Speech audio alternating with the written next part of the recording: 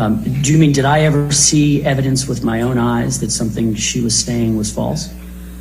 Yes. Yes, to some extent I have seen evidence of things that show her statements to be false. Before we get there, as best you can recall today, who are the eyewitnesses that you, among the 29 or so that you referred to in the text to Christian Carino, that you believe disprove Ms. Heard's claims of abuse by Johnny Depp? Okay, good. It's also probably easier to answer by taking a particular incident rather than just thinking of names of people. So maybe this is a good illustration that is a helpful answer. On May 21st, 2016, and I always view this as one of her central claims. It was the one she put on the cover of People magazine.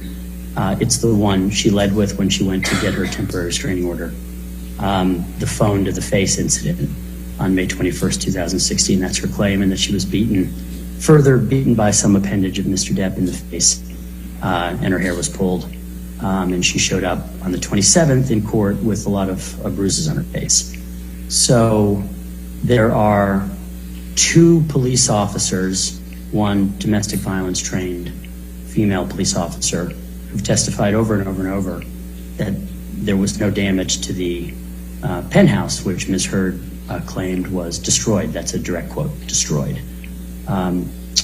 There are, that I can think of, 9 other witnesses, the majority of whom are either neutral or actually, well, Ms. Heard's own witnesses, who have testified in various forums, various times, that there were no injuries to her face whatsoever between the 21st and the 27th, when suddenly there were bruises. Who are those 9? Let's see. Laura Divineer,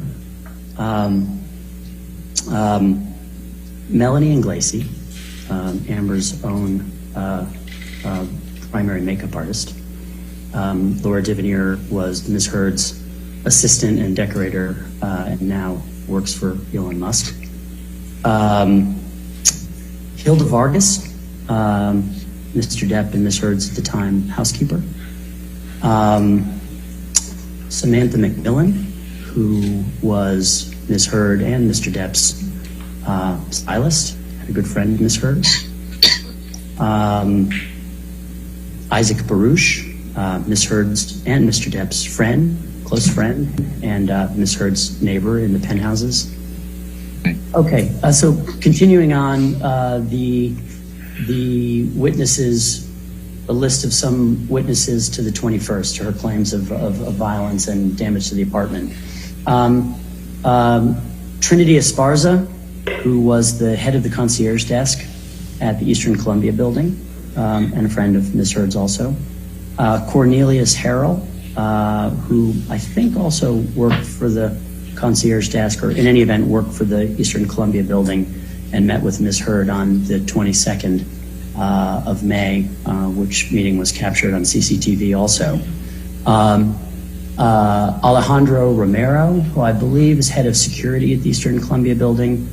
And I think Brandon Patterson also testified about the absence of bruises. And I should even distinguish, because we're talking about the notion of a hoax, I should distinguish these people specifically have given testimony that Ms. Heard was uninjured between the 21st of May up into perhaps the 25th or 26th of May, and then of course she appeared bruised again on the 27th. Some of them have testified that even after the 27th they were with her and she appeared and that she appeared bruised. But during that period between the 21st and the 27th, I'm not sure if I've listed 9 plus the 2 police officers, but I think that's an illustration of what I was referring to when I in the question you asked me about. Can you please pull up the document labeled ARW 660, please. Sorry, but you do believe that the pictures and videos Marilyn Manson sent you help disprove Ms. Heard's allegations, correct? As to that incident, Thanksgiving, perhaps 2013, I think those videos and photographs, yes, demolished her claim. Have you communicated with